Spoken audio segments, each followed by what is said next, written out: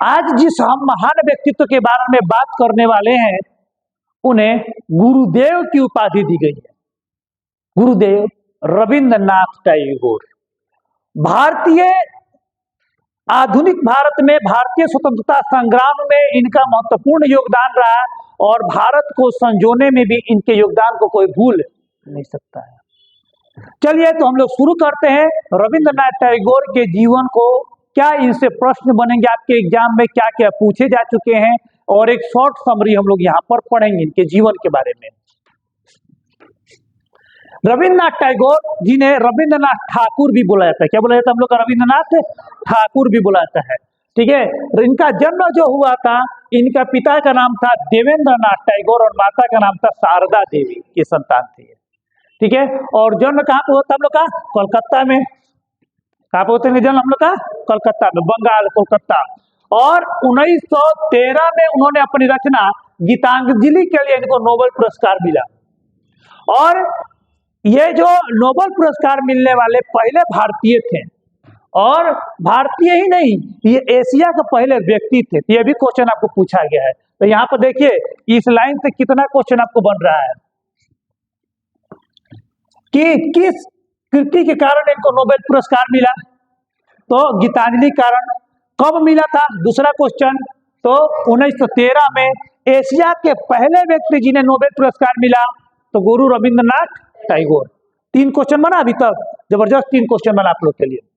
रविंद्रनाथ टैगोर की 2 रचनाएं जन गण मन भारत तथा अमार सोनार बंगाल बांग्लादेश का राष्ट्रगान बना है।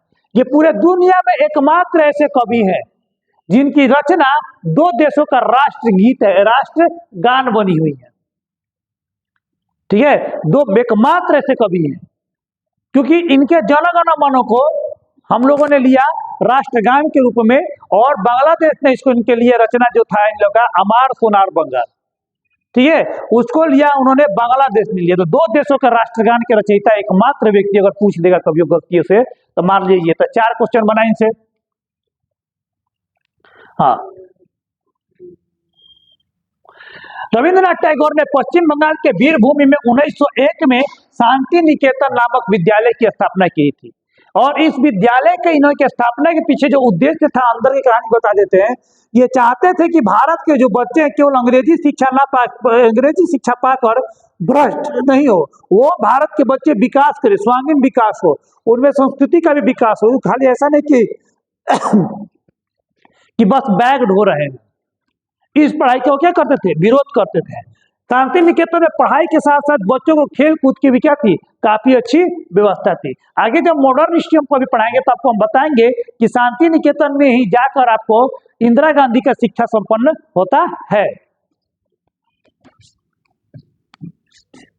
तत्पश्चात 1921 में विश्व भारती विश्वविद्यालय के नाम से प्रसिद्ध हुआ था। ये बाद में क्या हुआ? विश्व भारती विश्वविद्यालय बना। तो शांति निकेतन की स्थापना कब किया था? 1901 में किया था, और इसको बाद में क्या बोला? विश्व भारती विश्वविद्यालय बोला गया था, ठीक है। गांधी जी को महात्मा की उपाधि किसने दी थी? तो रविंद्रनाथ टैगोर ने दिया था, है ना। याद करने का सबसे तरीका, जिनका टैगोर जी का दाढ़ी है, देखो महात्मा जी ने इनको दाढ़ी है ना। तो जो जैसा रहता है वो सामने वाला क्वेश्चन क्या बोलता है? जो जैसा रहेगा सामने वाला क्वेश्चन क्या बोलेगा? ये खुद देखने में महात्मा लगते थे, दाढ़ी उड़ी बढ़ल है, तो क्या बोले? गांधी जी को महात्मा बोले। चोर सबको चोर बोलता है ना। तो ये भाई महात्मा थे, तो इन्होंने क्या किया? गांधी जी को महात्मा बोला, ठीक है।